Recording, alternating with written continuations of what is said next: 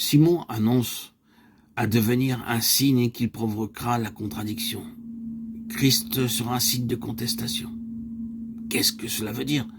Cela signifie qu'il est implicitement une provocation par sa propre nature. Le signe atteste le lien visible d'une réalité spirituelle. Il fait état de quelque chose. Et l'effet de cette implication provoque. Si vous commencez à voir ce que Jésus implique, cela introduira une certaine réaction si vous n'êtes pas disposé à l'accepter. Vous serez fortement provoqué. Vous ne resterez pas neutre. Vous commencerez à combattre. Celle de Sars, on était là. Plus qu'aucun autre. Il combattait le Seigneur, regimbé contre l'aiguillon. C'était la profonde signification de tout cela. Il a été contredit parce que Jésus signifiait par la signification de Christ lui-même. Dans la personne de Christ se trouve un genre d'homme différent, non pas un simple homme terrestre, mais un homme merveilleux.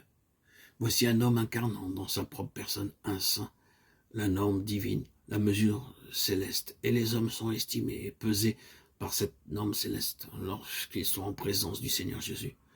Non seulement par ce qu'il dit et les jugements qu'il énonce verbalement, mais par sa présence. Ils découvrent une norme qui met en évidence leur petite dimension, leur insuffisance, leur petitesse, leur différence. Vous n'ignorez pas que cela est vrai. Nous avons souvent dit ce qui se produit lorsqu'un véritable enfant de Dieu, habité par l'esprit de Jésus-Christ, entre dans un milieu d'affaires pour travailler ou dans une maison peu honorable. Bien souvent, sans qu'il dise qu'il est chrétien, une contrainte se manifeste et les gens commencent à faire des remarques désobligeantes. Provoqué par la présence de Christ dans le croyant, quelque chose dans l'atmosphère a été perturbé. Sans être maladroit ou incompétent, quelques personnes le sont naturellement et provoquent cela par leur maladresse. Quelque chose est provoqué par un véritable enfant de Dieu. Même s'il est humble et affectueux, il devient une personne marquée et différente, dont la différence embarrasse les autres. Les gens commencent à se sentir mal à l'aise. Si cela est vrai d'un simple enfant de Dieu, combien plus cela a été vrai du Fils de Dieu lui-même. Sa présence était la mesure et le standard du ciel. Les hommes ne pouvaient pas parvenir à cette mesure et se sont tous sentis décalés et embarrassés en sa présence. Il était un signe.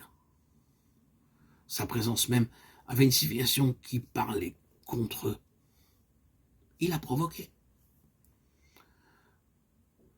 C'est une grande chose d'être bien en présence de Jésus-Christ, de savoir que la grâce de Dieu rend possible de s'asseoir avec lui, qui est saint, juste et parfait.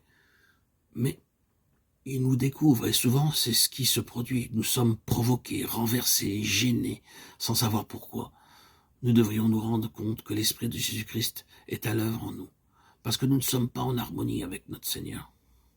Dans ce cas, nous devons adopter une de ces deux attitudes, marcher droit ou aller de pire en pire, et devenir de plus en plus amer, même envers le Seigneur.